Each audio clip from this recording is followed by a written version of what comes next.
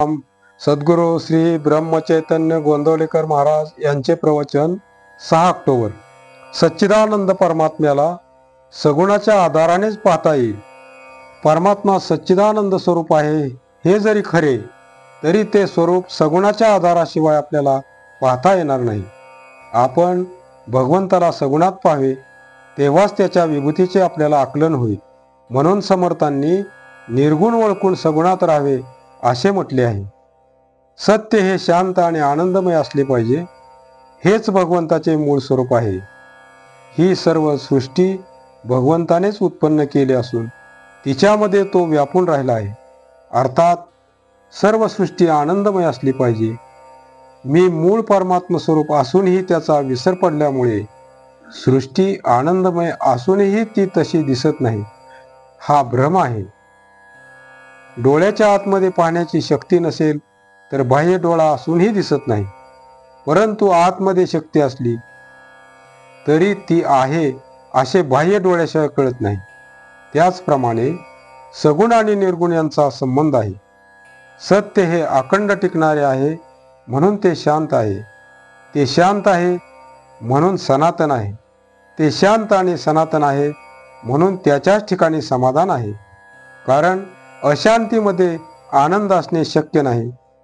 म्हणून सत्य हे परमात्म स्वरूप होय। परमात्मरूपी सत्य हे व्यावहारिक भाषेत सांगितले पाहिजे, पण व्यावहारिक सत्य मात्र निराळे असते। ही सृष्टी भगवंताने निर्माण केली आहे म्हणून तिच्यामध्ये सर्व ठिकाणी भगवंताचे अस्तित्व असले पाहिजे। याचा अर्थ असा की प्रत्येकामध्ये भगवंताच्या अस्तित्वाची जाणीव करून देणारा असा एक गुण आहे। हा गुण म्हणजे जगण्याची हौस होय। सर्वांना शांती मिळावी हाच भगवंताचा हेतू आहे। ही शांती परिस्थितीवर अवलंबून नाही। शांती एकपणात आहे, द्वैतात नाही। एकामध्ये ज्याचे मन गुंतले, ज्याने आपले मन भगवंताकडे ठेवले त्याला शांतीचा लाभ होतो। मग त्याची इतर परिस्थिती कशीही असो। प्रपंचाचा अनुभव कष्टमय आहे, पण भगवंताचा अनुभव आनंदमय आहे खास। आणि त्याकरता त्याच्या नामाचे अनुसंधान हे एकच साधन आहे। भगवंताला पाहायचे असेल तर आपल्यालाही तसे व्हावे लागते। सत्वगुणात भगवंत असतो तेव्हा आपण त्या मार्गाने जावे। आजारी माणसाला 3 गोष्टी करावे लागतात: कुपथ्य टाळणे, पथ्य सांभाळणे आणि औषध घेणे।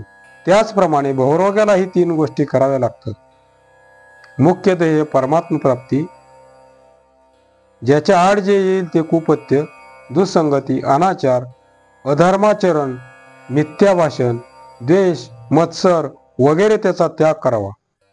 परमात्म प्राप्तीला जे सहाय्यक, पोषक, सत्संगती, सद्विचार, सद्ग्रंथ वाचन आणि सदाचार ते पथ्य ते सांभाळावे आणि अखंड नामस्मरण करणे हेच औषध सेवन होय।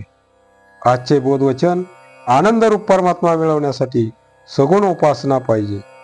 जानकी जीवन स्मरण जय जय राम, श्री राम जय राम जय जय राम।